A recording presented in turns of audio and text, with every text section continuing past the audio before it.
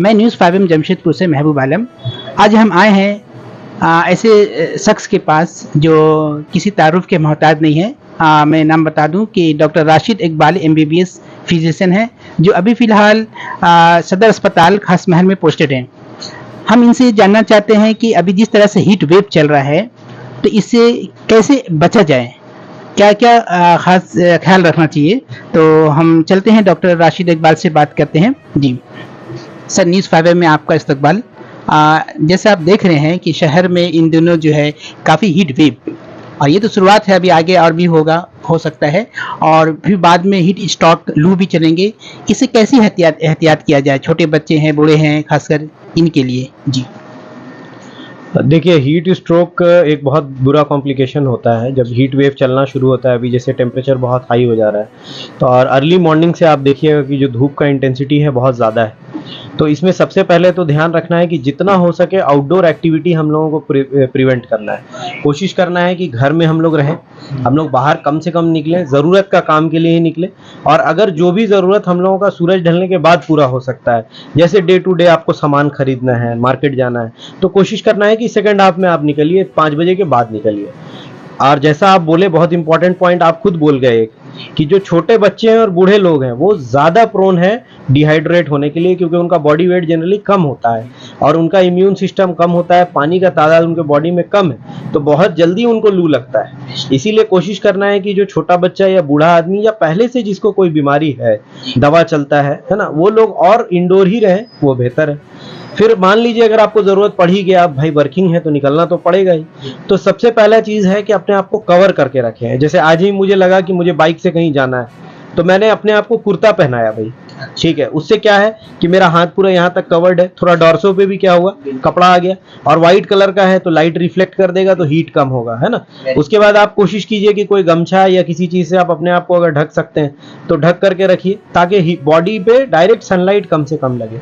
Second thing, पानी खूब अच्छा से पीना है। पानी जितना पीजिएगा उतना अच्छा आपका बॉडी हाइड्रेटेड रहेगा। और अगर आपके बॉडी में पानी है तो हीट स्ट्रोक होने का चांसेस बहुत कम है, क्योंकि जब तक एवापोरेशन हम लोग के बॉडी से हो रहा है तो बॉडी कूल हो जाता है। बट अगर एवापोरेशन नहीं होगा तो बॉडी कूल नहीं होगा, टेम्परेचर 37 के ऊपर चला जाएगा, और यही कंडीशन होता है जिसमें हीट स्ट्रोक हो जाता है। अब बहुत लोग बोलते हैं कि कितना पानी पिए, क्योंकि हर किसी का बॉडी वेट अलग अलग है, हाइट अलग है, बॉडी वेट अलग है, तो पानी का रिक्वायरमेंट भी अलग है। किसी का 3 लीटर में हो जाता है, किसी को 5 लीटर चाहिए। तो सबसे प्रैक्टिकल है, आप जब भी यूरिन पास करने जाते हैं तो आप अपना यूरिन का कलर पे ध्यान दीजिए। अच्छा, अगर आपका यूरिन में कलर है, येलोइश है, अच्छा, तो इसका मतलब आपका हाइड्रेशन ठीक नहीं है, क्योंकि यूरिन कलरलेस होता है, यूरिन का कोई कलर नहीं होता है। तो आपको यूरिन हमेशा अपना ध्यान देना है। जब भी यूरिन पास कर रहे हैं आप देखिए, अगर यूरिन में कोई भी कलर है तो और ज्यादा से ज्यादा आप पानी पीजिए, ताकि आपका यूरिन एकदम कलर फ्री रहे, है ना, आप हाइड्रेटेड है। फिर उसके बाद फूड का बात करते हैं, तो जितना आप लो ऑयल, फैट और सॉल्ट वाला डाइट लेंगे उतना अच्छा है आपके लिए। और जितना हो सके फ्रेश फ्रूट्स जो अभी आता है, जैसे तरबूज है, मेलन्स है ना, ककड़ी है, जिसमें पानी का क्वांटिटी बहुत है, रफेज अच्छा खासा है। हेवी फूड लेने से बचना है, क्योंकि डाइजेशन में भी इश्यूज आएगा, और पानी अच्छा से पीते रहना है।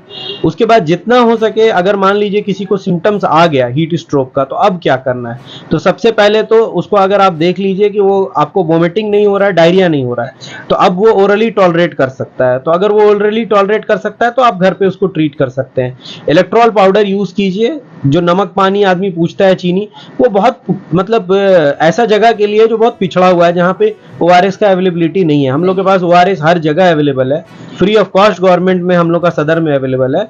1 लीटर पानी में उसको घोल लेना है, और दिन भर में जितना पिएंगे पर्सन उतना बेनिफिशियल, उसके लिए कोशिश कीजिए 1 to 2 litres per day of ORS, 1 to 2 litres of normal water, उसको आप पिलाइए, उसका बॉडी अपने आप आहिस्ता आहिस्ता रिकवर करेगा। बट डेंजर साइंस है इसमें। डेंजर साइंस क्या है, बहुत हाई ग्रेड फीवर है, आप स्पॉन्जिंग कर रहे हैं, आपने पैरासीटामोल भी दिया, नहीं कंट्रोल हो रहा है फीवर, वॉमिटिंग हो रहा है या डायरिया हो रहा है, तुरंत आप ऐसे पर्सन को एडमिट कीजिए, बिकॉज पानी बहुत जल्दी लूज हो जाता है, और उसके कारण पर्सन अगर शॉक में चला जाएगा तो इसमें डेथ भी हो सकता है।